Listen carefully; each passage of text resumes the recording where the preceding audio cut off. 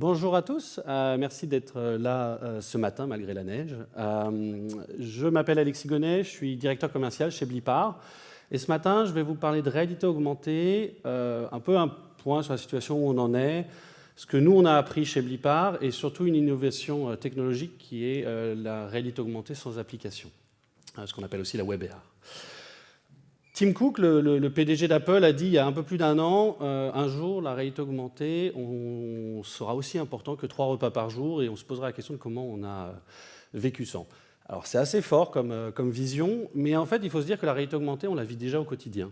On la vit depuis 15 ans. Et la première fois que vous avez dû voir la réalité augmentée, c'était en regardant du tennis. Parce que la première fois où on a vu la réalité augmentée, c'était sur ce genre de sport où on positionnait du digital sur un contenu qui était réel. Et c'est vraiment le début de la réalité augmentée. On va augmenter de quelque chose qui est réel. Le deuxième sujet où on voit de la réalité augmentée que vous pouvez utiliser, c'est quand vous voyagez, si vous utilisez l'application Google Translate, elle va vous permettre de découvrir dans votre langue les différents panneaux et les différentes indications. L'autre élément, c'était il y a 2 ans. C'est Pokémon Go, ça créait des embouteillages monstres lorsqu'il y avait un Pokémon spécial dans un parc. Là, c'est une image qui a été prise lorsque, autour d'un parc aux États-Unis, il y a eu un lancement de Pokémon bien spécifique, et donc ça a créé une influence assez importante. L'autre, c'est celui que vous faites régulièrement au quotidien, plus vous êtes jeune, plus vous en faites, ce sont les masques, Snapchat, Instagram, Facebook, Blipar, n'importe quelle application qui vous permet de faire des masques aujourd'hui, c'est vraiment là où on voit la réalité augmentée au quotidien et c'est quelque chose que vous utilisez, on va dire, très régulièrement. Autre exemple, ça c'était le lancement de Google du nouveau Nexus. Dans leur téléphone, ils embarquaient de la réalité augmentée directement et c'était pour le lancement de Star Wars. Donc on voit que la réalité augmentée, elle vient déjà dans votre vie au quotidien et elle va aller de plus en plus dans ce sens-là. Pour ceux qui connaissent Black Mirror, une vision de ce qu'on pourrait voir de la réalité augmentée. Alors c'est un peu déprimant quand on regarde, mais je suis sûr qu'on peut avoir une vision beaucoup plus positive de ce qu'est la réalité augmentée, que ce soit dans notre vie au quotidien, via des lunettes, via des lentilles, ou dans la partie gamification. Et aujourd'hui, quand on regarde un peu sur le salon Virtuality, on voit quand même beaucoup de choses autour du gaming. Chez Blipar, on fait de la réalité augmentée depuis 2011. On est 200 dans le monde, on couvre les États-Unis, l'Europe et l'Asie. On est spécialisé en réalité augmentée B2C. On va faire de la réalité augmentée pour le consommateur ou pour le compte de marque. On a fait plus de 2000 campagnes dans le monde, ce qui nous a permis de bien découvrir et de bien comprendre ce qui fonctionnait. On a 25 000 utilisateurs de nos plateformes self-service, puisqu'on a des outils qui permettent de créer de la réalité augmentée par soi-même. On a 70 agences dans le monde qui nous revendent notre solution. Et donc, tout ça nous permet d'avoir une bonne compréhension de l'utilisation de la réalité augmentée et c'est un des sujets que je vais couvrir aujourd'hui. Nous avons travaillé avec plus de 600 marques, donc là on a un ensemble d'exemples, et l'idée à chaque fois est la même, c'est-à-dire comment est-ce qu'on crée un pont entre le physique, le produit, le print, je sais qu'hier il y avait quelque chose sur le magazine Néon, comment est-ce qu'on crée, voilà, on part d'un objet physique, et comment on vient rajouter le contenu digital. La limitation du physique, c'est que sur un packaging, on va pouvoir écrire plein de choses, mais c'est quand même très limité, et ça devient de plus en plus petit quand on veut écrire plus. Et dans le digital, on a une exhaustivité du contenu, que ce soit Google, que ce soit Amazon, que ce soit tous les sites web, tous les sites corporate. On a plein d'informations. Et aujourd'hui, ce contenu, il est dans un coin dans le digital, il faut sortir son téléphone ou son ordinateur, et de l'autre, on a le produit dans la main et on est assez limité. Donc vraiment, notre objectif avec toutes ces marques-là, ça a toujours été comment est-ce qu'on fait un pont entre ces deux mondes. Blipar, rapidement, on a eu beaucoup d'awards. On a eu des awards et des reconnaissances, pas que sur la partie entrepreneur et entreprise, qui est déjà très sympa, mais on a eu aussi un aspect très important sur notre technologie. Et je reviendrai dessus, mais on a une technologie qui est 100% propre. On a plus de 80 ingénieurs dans la Silicon Valley qui travaillent sur nos produits et qui ne font que ça. Et donc on a eu pas mal de reconnaissance dessus, et en même temps, comme je disais, on travaille avec des marques pour faire des campagnes marketing. Et on a eu aussi des awards pour ça, et ce qui permet d'avoir vraiment des catégories différentes. La technologie, j'en parlais, donc une 100% de technologie propriétaire, on ne repose sur aucune technologie tierce, et on va proposer 3 catégories de produits. La première, c'est de la reconnaissance. On pense que la réalité augmentée n'a de sens que si on comprend ce que vous regardez. En effet, on veut comprendre l'environnement dans lequel vous êtes pour pouvoir proposer de la réalité augmentée qui a du sens. Lorsque vous regardez un produit, ce qui vous intéresse, c'est d'informations sur ce produit. Ce n'est pas une information tierce, ce n'est pas de l'information sur Star Wars. À ce moment-là, c'est cette information-là qui vous intéresse.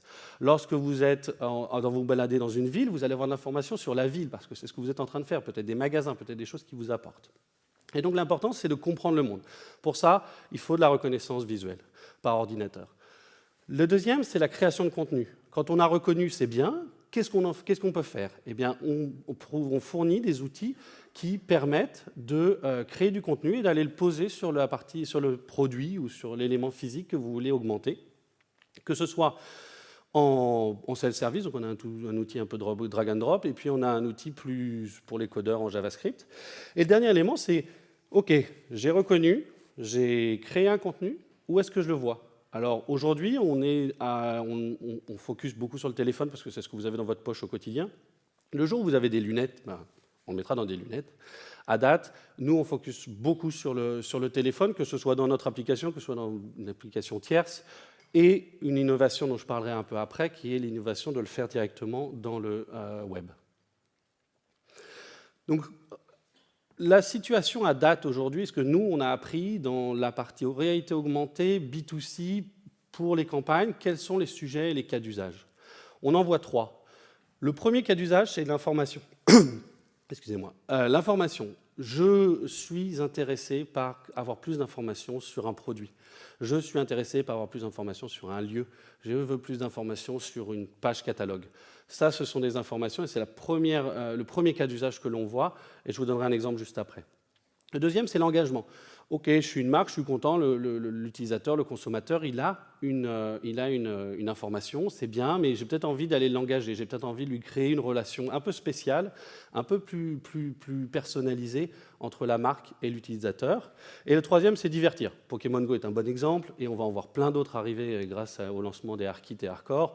Le gaming, le divertissement, les masques, tout ça, ça fonctionne. Donc, c'est vraiment un élément qu'on voit aussi en vrai cas d'usage. Le premier cas, c'est Oncle Ben's. Donc aujourd'hui, on a, si vous êtes dans vos magasins, vous allez peut-être avoir la chance de voir le nouveau riz Oncle Ben's. Il arrive et il est en ce moment en distribution, donc il arrivera pleinement en avril cette année. Mais vous aurez sur le packaging du nouveau riz Oncle Ben, vous aurez la possibilité, on vous demandera à l'arrière du packaging de télécharger Blipart et de scanner le packaging pour avoir plus d'informations. Là, on est vraiment dans de l'information pure. Vous allez avoir une vidéo sur comment ils ramassent le riz, vous allez avoir des éléments sur d'où vient le riz, vous allez avoir des éléments de sécurité alimentaire.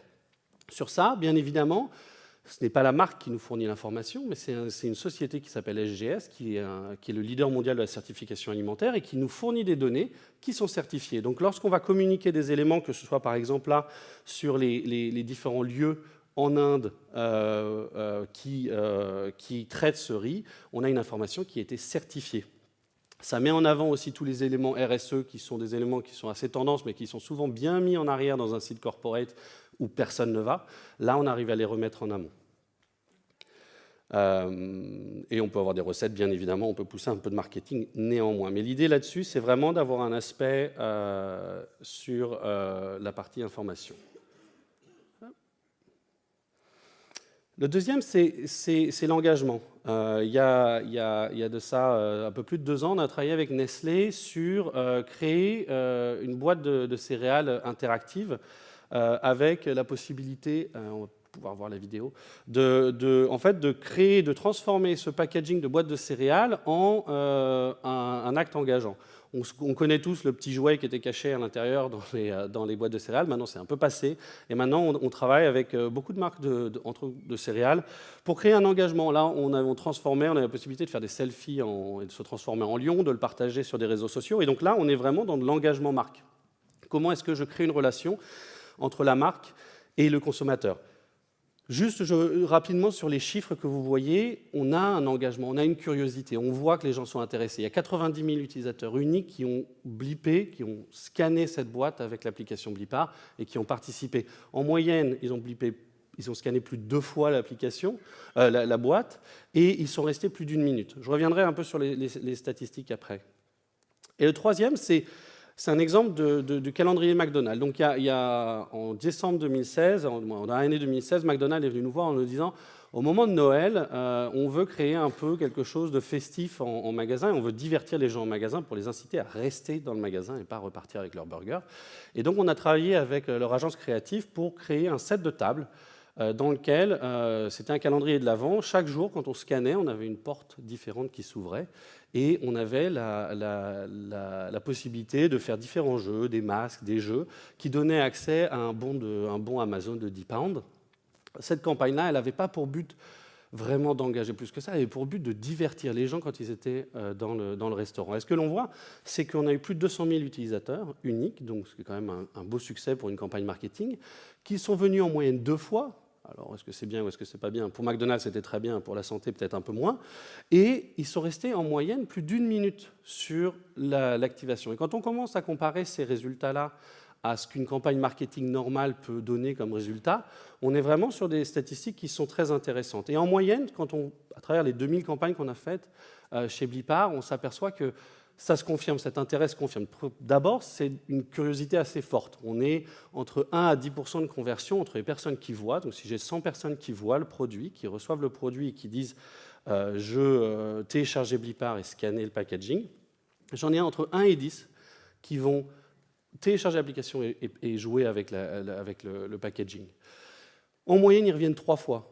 Alors, est-ce qu'ils reviennent 3 fois? S'il y a des jeux qui incitent à revenir, c'est tout à fait normal et on a des exemples assez nombreux où on peut avoir même plus que ça. Après, il y a des choses où voilà, l'information clubette, on ne va peut-être pas y revenir 12 fois. On a compris la vidéo, on a compris d'où vient le riz, on ne va pas y revenir 35 fois. Mais ce qui est intéressant, c'est que néanmoins, même si les gens reviennent ou ne reviennent pas, c'est que lorsqu'ils sont sur l'expérience, ils vont être sur une expérience sur laquelle ils vont rester longtemps. Ils vont rester en moyenne quasiment 1 minute 30. Et donc ça, c'est vraiment tout ce qu'on a découvert et appris et vu que ça fonctionnait. L'un des challenges qu'on avait et qui revenait assez régulièrement, c'était de se dire « c'est génial ces stats ». Le problème, c'est qu'il faut que je le mette sur mon packaging, il faut qu'il télécharge une application, il faut qu'il scanne mon packaging. Et ça, c'est bien, mais c'est un bloqueur. C'est un bloqueur déjà pour une chose, c'est qu'il faut que la personne ait acheté ou ait vu mon produit. Or, il y a plein de marques qui se disent moi, c'est bien, ça c'est mon audience, mais moi, je vais aller au-delà de mon audience et de mes clients. Deuxièmement, télécharger une application, c'est bien, mais ça peut être un bloqueur. En effet, tout le monde n'a pas envie de télécharger une application pour juste savoir d'où vient le riz. Donc on s'est dit, très bien, ce qui serait génial, c'est de passer outre de ça. Et c'est ce qu'on a créé en 2017. L'été 2017, on a lancé ce qu'on appelle Augmented Reality Digital Placement, qui est en fait prendre toutes les statistiques de la réalité augmentée, tout ce qu'on a appris sur la réalité augmentée, et d'aller le positionner sur le web. Alors, comment ça marche? C'est qu'on est parti de ce qu'on avait appris et on s'est dit comment ça peut marcher sur le web. On a toujours utilisé un peu de JavaScript, on est surtout parti sur du HTML5. On a travaillé, puisqu'au même moment avec l'International Advertising Board, on avait travaillé sur ce qu'était le web AR et ce que ça voulait dire dans le monde de la publicité et dans le monde technologique en général. Et en utilisant la caméra du téléphone et le gyroscope, on peut projeter des éléments 3D en réalité augmentée sans avoir d'application. Et l'avantage, comme c'est du web, c'est que ça se met n'importe où. C'est une adresse, c'est une URL, et ça peut se mettre dans une bannière, ce qu'on a fait beaucoup et ce sur quoi on investit beaucoup. Mais ça peut se mettre sur des réseaux sociaux et ça peut se mettre sur un site web, bien évidemment. Première vidéo, c'est une campagne qui est live en ce moment à Singapour, pour nous faire un peu réchauffer. Eux, ils n'ont pas de neige, c'est sûr. Mais c'est pour Magnum. Donc Magnum, ça appartient au groupe Unilever. Magnum a lancé un pop-up store qui est assez long d'ailleurs, dans un nouveau centre commercial à Singapour et a pour but de driver du trafic.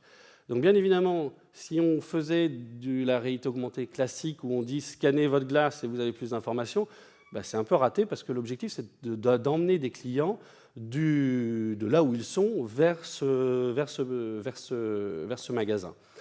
Donc là, l'idée, c'était quoi? C'est de dire, on va créer quelque chose d'un peu fun, où on va inciter les gens à choisir et à créer leur glace, avec un aspect réalité augmentée parce que c'est fun, et on va les inciter à aller vers le point de vente grâce à un bon promotionnel.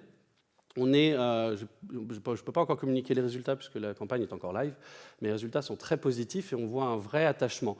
Et de la même façon, on voit un taux d'engagement, un click-through rate pour ceux qui connaissent un peu, donc c'est-à-dire combien de personnes cliquent sur la bannière qui est supérieur à la moyenne. On est 2 fois supérieur à la moyenne de tout ce qui peut être des bannières assez classiques. On est sur une durée passée sur l'expérience qui est aussi proche d'une minute 30, et on est sur un engagement, c'est-à-dire combien de personnes jouent quand ils ouvrent et combien de personnes vont taper sur les différents éléments pour créer leur glace, qui est autour de 60-70%, ce qui est très élevé. Je vais vous donner un autre exemple et je pourrais partager les chiffres. C'est une campagne pour la nouvelle Range Rover Velar. Donc Velar, c'est un nouveau SUV de Range Rover. Et Mindshare, donc l'agence de publicité, est venue nous voir en nous disant on voudrait créer une expérience dans laquelle les gens peuvent tester le véhicule, mais le véhicule, en fait, il n'est pas encore dans les points de vente. Donc les gens ne peuvent pas le tester, c'est un véhicule qui est assez cher, comme c'est souvent chez Range Rover. Néanmoins, on voudrait autoriser et faire que les gens puissent découvrir le monde à travers la voiture. Et ce qu'on a fait, c'est qu'on a créé la vision, comment est-ce qu'on peut vivre à l'intérieur de la voiture et voir le monde extérieur qui est autour de nous. Alors là, ce sont nos bureaux à New York, c'est très bien, mais ça peut être n'importe où dans la rue ou chez vous, et découvrir la nouvelle voiture. L'intérêt, c'est quoi? C'est qu'on va avoir un engagement parce qu'on met la réalité derrière en avant. On va pouvoir aussi créer un certain nombre de hotspots pour avoir des relations et avoir plus d'informations. Et bien évidemment, l'objectif à la fin, c'est de cliquer et que les gens réservent un test de conduite. Et sur ces résultats-là, on est sur... ça, c'est la version au Portugal. Donc, on a distribué à peu près, pour ceux qui connaissent, on a fait à peu près 4 millions d'impressions. On est sur des taux qui sont largement supérieurs à ce que l'on peut voir avec un click-through rate, donc 0,1 sur le nombre de clics. Mais surtout, on a 70% d'engagement. Alors, tout le monde n'ouvre pas la caméra. La caméra est quand même encore assez intrusive et surtout très nouvelle. Donc on va dire qu'il y a à peu près 40% des gens qui ouvrent la caméra et le reste sont des gens qui vont interagir dans l'aspect réalité virtuelle. Mais surtout, ce qui est très intéressant pour une pub, il faut se dire que c'est une pub à la fin, c'est que les gens restent plus de 2 minutes. Et ça, c'est vrai, on l'a vu au Portugal, on l'a vu aussi aux États-Unis, où les gens restent un peu moins longtemps, mais restent quand même autour de 2 minutes. C'est que toutes les statistiques et tout l'engagement qu'on voyait dans la réalité augmentée dans une application, on le retrouve dans le monde du web. Parce que la réalité augmentée, ce n'est pas qu'une question d'application, c'est une question d'engagement. Et ça, c'est ce qu'on a vu. Et c'est vraiment quelque chose qui est important pour nous, parce qu'on se dit que, alors, sur la web AR, il faut être réaliste, ce ne va pas aussi loin que sur une application. On ne va pas faire des choses aussi fortes que sur du Snapchat. Mais on va pouvoir quand même créer des choses qui sont assez portables. On va pouvoir découvrir de la réalité augmentée à peu près partout. Voilà. Je vous remercie beaucoup. J'espère que c'était un peu plus clair et que vous en savez beaucoup plus maintenant sur la réalité augmentée. Merci.